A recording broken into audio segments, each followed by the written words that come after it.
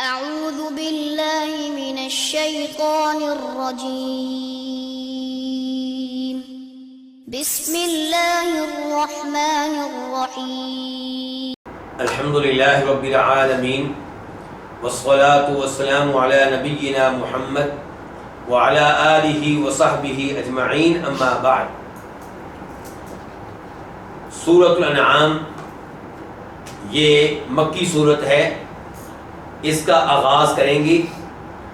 اللہ رب العزت فرماتے ہیں بسم اللہ الرحمن الرحیم الحمدللہ الذی خلق السماوات والارض وجعل الظلمات والنور ثم الذین کفروا بربہم یعدلون۔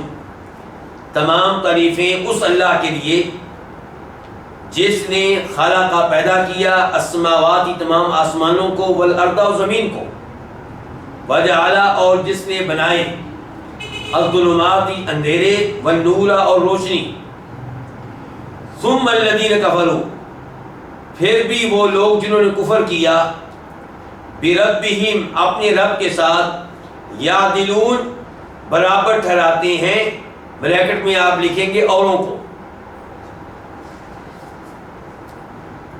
اس سورت کا آغاز اللہ کی حمد و ثنا سے ہو رہا ہے۔ سورہ فاتحہ کا آغاز بھی کس سے ہوتا ہے؟ اللہ کی حمد و ثنا سے۔ تو اللہ تعالیٰ کو اپنی حمد و ثنا بہت پسند ہے، اس لیے ہمیں چاہیے کہ ہر وقت اللہ کی حمد و ثنا کے ترانے گاتے رہیں۔ تو تمام تعریفیں اس اللہ تعالیٰ کے لیے ہیں جس نے آسمان و زمین کو پیدا کیا۔ اس سے پتہ چلا کہ آسمان و زمین کو پیدا کرنا یہ کوئی معمولی بات نہیں ہے، اللہ تعالیٰ کے لحاظ سے تو معمولی ہے، لیکن میرے اور آپ کے لحاظ سے یہ غیر معمولی چیز ہے۔ اتنا وسیع آسمان کہ جس کا کنارہ انسان کو نہیں ملتا، اتنی وسیع زمین کہ جس کا کنارہ انسان کو نہیں ملتا، اتنی بڑی مخلوقات کا خالق کون ہے؟ اللہ رب العزت۔ سوال یہ پیدا ہوتا ہے کہ اللہ تعالیٰ نے آسمان و زمین کے خالق ہونے کا یہاں پہ اعلان کیا، جبکہ اللہ تعالیٰ تو اس سے بھی بڑی مخلوقات کے خالق ہیں۔ اللہ تعالیٰ کرسی کے خالق ہیں اور کرسی آسمان و زمین سے بڑی ہے۔ اللہ تعالیٰ عرش کے خالق ہیں اور عرش تمام مخلوقات میں سے سب سے بڑی مخلوق ہے۔ تو اللہ نے یہاں پہ تذکرہ کیا ان مخلوقات کا جن کو ہم دیکھتے ہیں۔ کرسی ہم نہیں دیکھتے، عرش ہم نہیں دیکھتے۔ تو تمام تعریفیں اس اللہ تعالیٰ کے لیے ہے جس نے تمام آسمانوں کو پیدا کیا اور زمین کو پیدا کیا۔ وَجَعَلَ الظُّلُمَاتِ وَالنُّورَ اور جس نے اندھیرے بنائے اور روشنی بنائی۔ اندھیرے رات کا اندھیرا، روشنی دن کی روشنی، اور اس سے ایک دوسرا معنی بھی مراد دیا جا سکتا ہے کہ ظلمات سے مراد کفر کے اندھیرے اور نور سے مراد ایمان کا نور۔ ایمان ایک چیز ہے، اسلام ایک ہے، اور کفر اس کی کئی اقسام ہیں۔ تو اس نے بنائے ظلماتی اندھیرے والنور اور روشنی۔ یہ اللہ جو آسمان و زمین کا خالق ہے، یہ اللہ جس نے رات بنائی، یہ اللہ جس نے دن بنایا، اس اللہ تعالیٰ کو رب یہ لوگ مانتے ہیں، خالق مانتے ہیں، اقرار کرتے ہیں کہ آسمانوں کا خالق یہی ہے، زمین کا خالق یہی ہے، دن اور رات کا نظام چلانے والا یہی ہے۔ ثم الذین کفروا بربہم یعدلون پھر بھی توحید ربوبیت کو ماننے کے باوجود، اللہ کو خالق ماننے کے باوجود، پھر بھی وہ لوگ جنہوں نے کفر کیا ہے اپنے رب کے ساتھ اوروں کو برابر ٹھہراتے ہیں۔ برابر کس معاملے میں؟ عبادت میں۔ ایک جانور، ایک اونٹنی اللہ کے لیے خاص کر دی اور ایک کسی بت کے لیے خاص کر دی۔ ایک بکرا اللہ کے لیے ذبح کر دیا، ایک کسی قبر والے کے لیے، کسی بت کے لیے ذبح کر دیا۔ کئی سجدے اللہ تعالیٰ کو کر دیے اور کئی سجدے قبر والوں کو کر دیے، بتوں کو کر دیے۔ تو فرمایا ثم الذین کفروا پھر بھی، یعنی کہ یہ ماننے کے باوجود کہ اللہ آسمان و زمین کا خالق ہے، پھر بھی وہ لوگ جنہوں نے کفر کیا بربہم اپنے رب کے ساتھ، یعدلون برابر ٹھہراتے ہیں کس کو؟ اوروں کو۔ کس چیز میں؟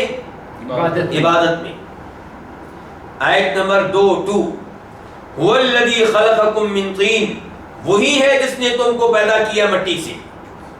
ثم قضا پھر اس نے مقرر کیا اجلا ایک وقت، وَأَجَلٌ اور ایک وقت مسمن مقرر ہے متعین ہے عندہ اس کے پاس. ثم پھر یعنی کہ پھر بھی ثم پھر انتم تم تمترون شک کرتے ہو.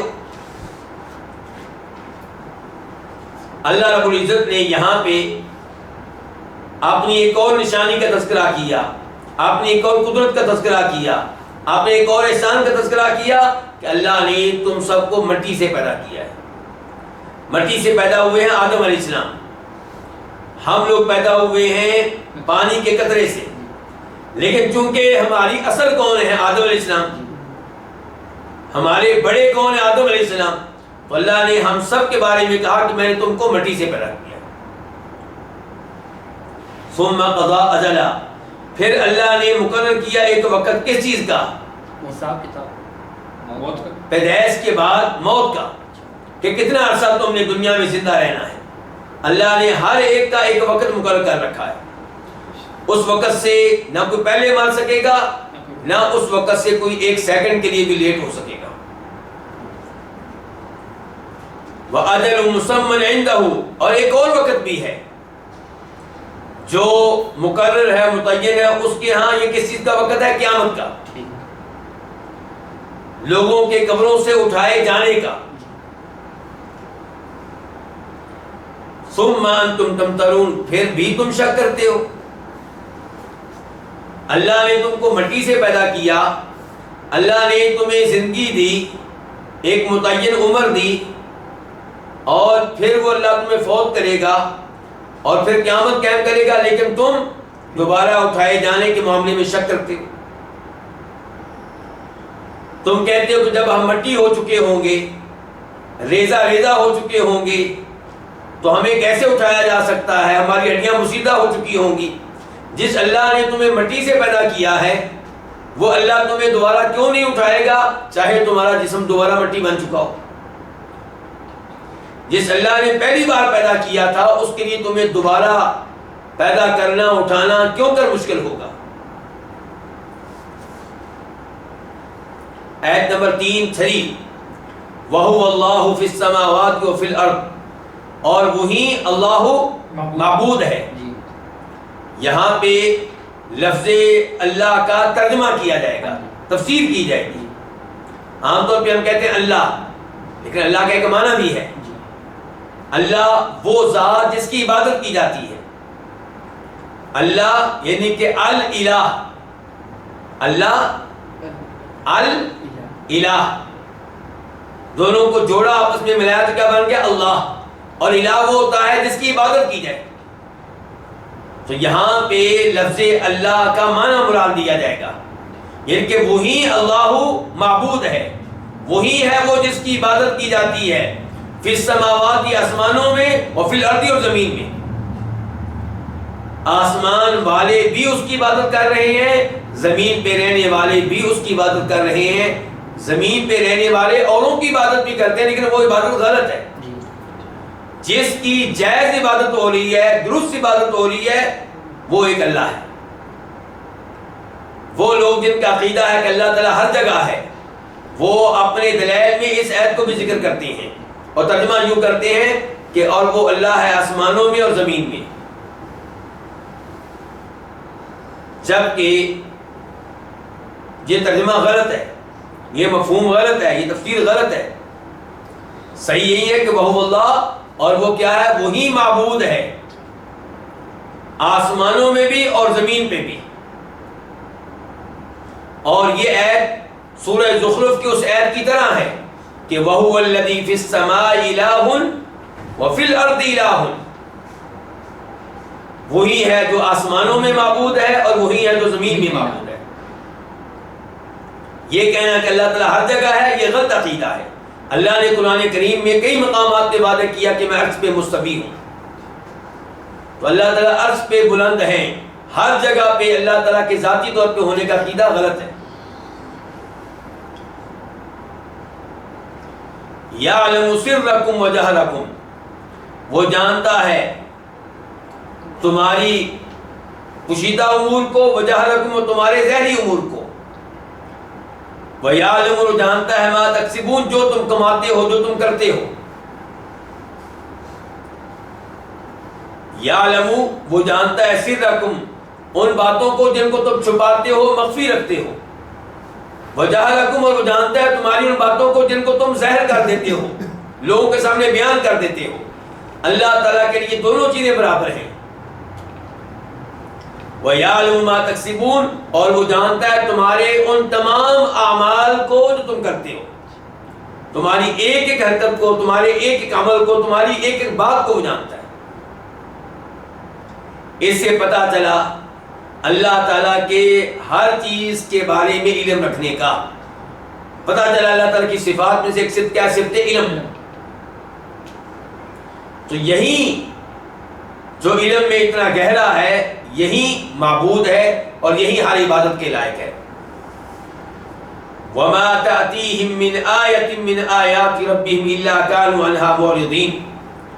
وَمَا یہ معنی نافیہ ہے، اور نہیں، تاتی آتی ہم ان کے پاس، من آیتن کوئی بھی آیت، کوئی بھی نشانی. یہ جو من ہے یہ زائدہ ہے لیکن توکید کے لیے، اس لیے ہم معنی کیا کہہ رہے ہیں؟ اور نہیں آتی ان کے پاس کوئی بھی نشانی. من آیات ربہم ان کے رب کی نشانیوں میں سے، الا مگر، کانو وہ ہوتے ہیں، عنہا اس نشانی سے، موردین اعراض کرنے والے، منہ موڑنے والے. اس آیت میں اللہ نے بیان کیا کہ نشانیاں تو میری بہت سی ہیں ان کے پاس، میری ایک ایک مخلوق نشانی ہے میری قدرت کی، میرے وجود کی. اور پھر قرآن کریم کی ایک ایک آیت یہ میری نشانی ہے. انسان کا اپنا نفس، انسان کا اپنا جسم، اس میں اللہ کی کئی نشانیاں ہیں، لیکن یہ لوگ ان نشانیوں پہ غور نہیں کرتے، ان نشانیوں کے ذریعے اللہ تعالیٰ تک پہنچنے کی کوشش نہیں کرتے. وَمَا تَأْتِيهِم مِّنْ آيَةٍ مِّنْ آيَاتِ رَبِّهِمْ اور نہیں آتی ان کے پاس ان کی رب کی نشانیوں میں سے کوئی نشانی، الا مگر، کانو وہ ہوتے ہیں، عنہا اس نشانی سے، موردین اعراض کرنے والے. تو مسئلہ نشانیوں کا نہیں ہے، مسئلہ معجزات کا نہیں ہے، مسئلہ یہ ہے کہ یہ ماننا ہی نہیں چاہتے. آیت نمبر 5 فقط پس تحقیق کذبوا انہوں نے جھٹلایا، بالحق کی حق کو، لما جب جاء وہ آیا، ہم ان کے پاس، فسوف پس ان قریب، یاتی آئیں گی، ہم ان کے پاس، انباء خبریں، انباء جمع ہے کس کی؟ نبا ان کی. پس ان قریب آئیں گی ان کے پاس خبریں، ما کانوا بھی یستہزئون ان چیزوں کی جن کا یہ مذاق اڑایا کرتے تھے. ما وہ چیز، وہ چیزیں، کانوا بھی جس کا یستہزئون یہ مذاق اڑاتے تھے. اس آیت میں کیا بیان کیا گیا ہے؟ اللہ نے پہلے یہ بیان کیا کہ حق آ چکا، لیکن یہ حق پہ ایمان نہیں لا رہے بلکہ حق کی تکذیب کر رہے ہیں. حق سے کیا مراد؟ قرآن. حق سے مراد کون؟ نبی علیہ السلام. آپ بھی حق، آپ پہ نازل ہونے والا قرآن بھی حق. تو حق آ چکا نبی علیہ السلام کی شکل میں، حق آ چکا قرآن کی شکل میں، لیکن انہوں نے حق کو ماننے سے انکار کر دیا، اس کی تکذیب کی. تو اب کیا ہوگا؟ بس ان قریب ان کے پاس آئیں گی خبریں ان امور کی جن کا یہ مذاق اڑایا کرتے تھے. یہ مذاق اڑاتے تھے کس کا؟ ایک تو آخرت کا، عقیدہ آخرت کا. جب آخرت آئے گی تو ان کی آنکھیں کھل جائیں گی، پھر ان کو اپنے انجام کا پتہ چلے گا. دوسرے نمبر پہ یہ مذاق اڑاتے تھے اللہ کی طرف سے آنے والے عذاب کا، کہ اگر تو دھمکی دیتا ہے ہمیں کہ اللہ کا عذاب آئے گا تو لے آؤ اللہ کا عذاب. ان کان ھذا هو الحق من عندک فامطر علینا حجارۃ من السماء او ائتنا بعذاب الیم. تو یہ عذاب کا مذاق اڑاتے ہیں، تو جب عذاب آئے گا پھر ان کی آنکھیں کھلیں گی. اور عذاب آیا بدر کی لڑائی کی شکل میں، عذاب آیا ان کے اوپر فتح مکہ کی شکل میں. عذاب آیا کئی صورتوں میں. بس ان قریب ان کے پاس آئیں گی خبریں ما اس چیز کی جس کا یہ مذاق اڑاتے تھے. آیت نمبر 6 علم یرو کیا انہوں نے نہیں دیکھا. کیا کس کا معنی حمزہ کا؟ لم یرو انہوں نے نہیں دیکھا.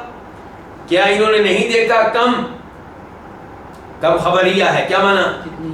کتنی ہی. اہلکنا ہم نے ہلاک کی من قبلہم ان سے پہلے من قرن قومی. قرن کی جمع تھی قرون. کتنی ہی قومیں کتنی ہی امتیں ہم نے ان سے پہلے ہلاک کر دی.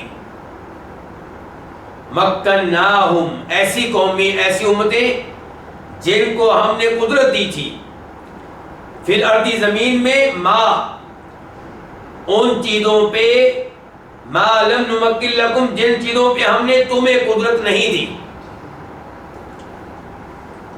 وَأَرْسَلْنَا السَّمَاءَ اور ہم نے بھیجا السماء آسمان کو بارش کو علیہم ان پہ مدرارا موسلا دھار. وَجَعَلْنَا اور ہم نے بنائی الانہار نہریں تجری اس حال میں کہ بہتی ہیں من تحتہم ان کے نیچے سے. فَأَهْلَكْنَاهُمْ بس ہم نے ان کو ہلاک کر دیا بِذُنُوبِهِمْ ان کے گناہوں کی وجہ سے. وَأَنشَأْنَا اور ہم نے پیدا کی من بعدہم ان کے بعد قرنًا آخرین اور قومیں دیگر قومیں دوسری قومیں. اللہ رب العزت نے اس آیت میں وعدہ کیا کہ آج کے مشرکین کو نبی علیہ السلام کے زمانے کے مشرکین کو اپنے مال پہ اپنی قوت پہ اپنی تعداد پہ بڑا فخر ہے اور یہ سمجھتے ہیں کہ ہم بڑی شے ہیں. اس لیے نبی علیہ السلام پہ ایمان لانے کے لیے تیار نہیں ہے. تو اللہ تعالی نے بتایا ان کو چاہیے کہ پہلی قوموں کے انجام سے عبرت حاصل کریں. یہ مکہ سے شام جاتے ہیں راستے میں کتنی ہی ایسی قومیں ہیں ان کے مکانات ہیں ان کے گاؤں ہیں ان کی بستیاں ہیں جن کو تباہ کیا گیا. ان سے عبرت حاصل کریں. اللہ نے ان کو ان سے زیادہ قوت دی تھی. اللہ نے ان کو ان سے زیادہ تعداد دی تھی. اللہ نے ان کو ان سے زیادہ وسائل و اسباب دیے تھے. لیکن جب انہوں نے تکذیب کی اللہ کے نبیوں کا مذاق اڑایا تو اللہ کا عذاب آیا تو اللہ کے عذاب کو ٹال نہ سکے. الم یروا کم اہلکنا من قبلہم من قرن کیا انہوں نے دیکھا نہیں کہ ہم نے ان سے پہلے کتنی ہی قومیں ہلاک کر دی. فرعون کی قوم, لوط علیہ السلام کی قوم, نوح علیہ السلام کی قوم, صالح علیہ السلام کی قوم. مکناہم یہ صفت ہے قرن کی. ایسی قومیں ہم نے ہلاک کی مکناہم جن کو ہم نے قدرت دی تھی فی الارض زمین میں ما ان چیزوں پہ قدرت دی تھی ما لم نمکن لکم جن پہ ہم نے تمہیں قدرت نہیں دی اے نبی علیہ السلام کی تکذیب کرنے والوں. وَأَرْسَلْنَا السَّمَاءَ اور ہم نے بھیجا ان پہ آسمان کو مدرارا موسلا دار ان کے مسلسل بار سے برسانے والا بنا کر. یہ نعمت بھی دی تھی, زرخیز زمین دی, پانی ملتا تھا ان کو, لیکن انہوں نے اللہ کی نعمتوں کی قدر نہ کی, تکذیب کا راستہ اختیار کیا. وَجَعَلْنَا الْأَنْهَارَ اور ہم نے بنائی نہریں جو بہتی تھی من تحتہم ان کے نیچے سے, ان کی رہائش گاہوں کے نیچے سے. ان کی اللہ تعالیٰ نے اس قدر ان کو نعمتیں دی تھی. فَأَهْلَكْنَاهُمْ لیکن انجام کیا ہوا؟ یہ انجام ہے. تو ہم نے ان کو ہلاک کیا. کیوں ہلاک کیا یا اللہ؟ بِذُنُوبِهِمْ ان کے گناہوں کی وجہ سے. ذنب ان کی جمع ذنوب ان کے کفر کی وجہ سے, ان کے شرک کی وجہ سے, نبیوں کا مذاق اڑانے کی وجہ سے, نبیوں کی تکذیب کی وجہ سے, عقیدہ آخرت کو جھٹلانے کی وجہ سے. وَأَنشَأْنَا اور ہم نے پیدا کی قرنًا آخرین دیگر قومیں من بعدہم ان کے بعد. تو آج بھی اگر کوئی قوم تکذیب کرے گی تو اللہ تعالیٰ کے لیے ان کو نیست و نابود کر کے کسی دوسری قوم کو لے کر آنا کچھ مشکل نہیں ہے. اللہ رب العزت سے دعا ہے کہ اللہ تعالیٰ ہمیں قرآن حکیم کی تفسیر سمجھنے کی توفیق دے اور گزشتہ اقوام کے انجام سے عبرت حاصل کرنے کی توفیق دے. عیسیٰ علیہ السلام اور اللہ رب العزت کے مابین جو روز قیامت کلام ہوگا جو سورہ مائدہ کے آخر میں آیا ہے اس سے سبق حاصل کرنے کی توفیق دے. اللہ ہمیں شرک سے محفوظ رکھے, توحید پہ قائم و دائم رکھے. وصلی اللہ تعالی علی نبینا محمد وعلی آلہ وصحبہ اجمعین.